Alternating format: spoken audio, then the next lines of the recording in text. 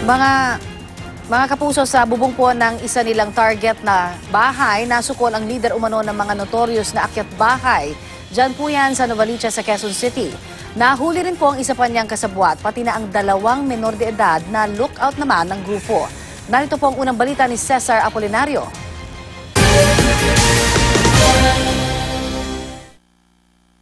Nagpalipat-lipat na mga pinasok na bahay ang mga binatilyong suspect na ito sa isang subdivision sa Barangay Santa Monica, Quezon City.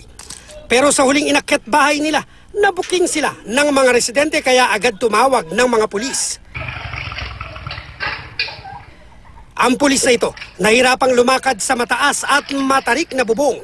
Habang sa loob ng compound ng biktima, tanaw na ng mga pulis ang suspect pero ayaw pa rin bumaba. Ang pulis na ito, tinangkang akyatin ang kinaroroonan ng suspect.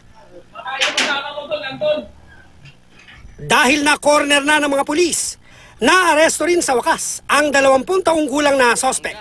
Nakilalang si Jerry Crolyoque na umano'y leader daw ng notorious na akyatbahay sa Novaliches.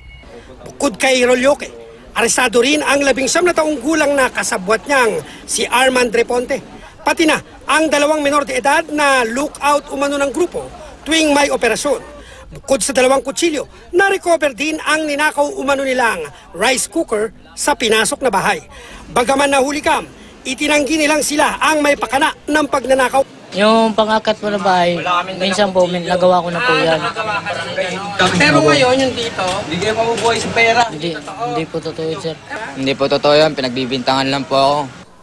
sa investigasyon ng pulisya, nalamang mahigit 10 beses nang nasangkot ang mga sospek sa mga panluloob sa mga bahay sa Quezon City, Caloocan at Bulacan. Yung cover nila, bali magdamit ng parang punit-punit. Tapos dadaan dun sa mga bahay. Tidiktikan nila kung walang nakatira, saka nila papasukin. Nakilala ng complainant ang mga sospek, kaya tuloy raw ang pagsasampa ng kaso. Itong mga sospek na kilala. Si yaya ko, siya yung nakakita. Tapos nung tumingin siya sa labas, yun din daw yung nakita niya. Naharap sa kasong robbery ang 2 sospek, habang dadalhin naman sa DSWD ang 2 menor de edad na kasama.